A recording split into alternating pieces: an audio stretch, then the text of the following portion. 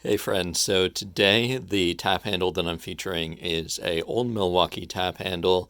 So just a classic brand that's been around for absolute freaking ages. So this is a pretty nice looking tap handle. It just looks good. So it's a little bit intricate. They've got a lot of detail on it. That's a common thing for tap handles of a certain period. You might almost say that it's got a little bit too much detail, but that all depends upon your preference. It is worth noting with a number of the older tap handles.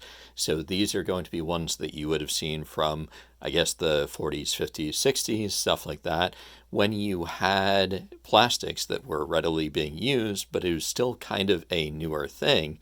That a lot of times they did a lot of plastic elements that would look like other things. So obviously, this is a common element that you'll see in a lot of them where you've got a plastic element that looks like it is metal. So it's a gold color or silver color, etc.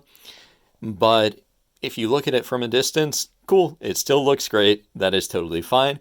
But it is worth noting if you are picking it up or collecting it. And there's a couple of things that you normally want to look for in any pictures. And this will happen with ones that appear to be metal or also ones that appear to be wood, is just look for any of the lines. So you'll have joining lines like that for the plastic elements. And this one, one of the things I like about this one is the way that they did that design. So you actually have the red, and then you actually have a kind of pattern that's a little bit hard to notice initially, but is behind there. And then you have this here. So this actually should be a sticker item. Yep. Looks like that's what we're seeing here. And then you've got your little end tip there. So this is Old Milwaukee, one of their vintage tap handles. It's a really cool, good looking tap handle, but with these ones, you do want to keep in mind the materials that they're made out of. So this is mostly plastic, and that's going to be the case with a number of ones during that era.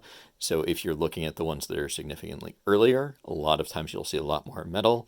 You'll have a era where you're going to see a lot of plastic being used, and then you'll also see a mix of lucite and then acrylics, and then you get to a lot of wood as well, depending when you're getting to slightly more recent ones. So slightly more recent ones, you've got a mix of a lot of wood as well as a lot of acrylic. So hope that is useful.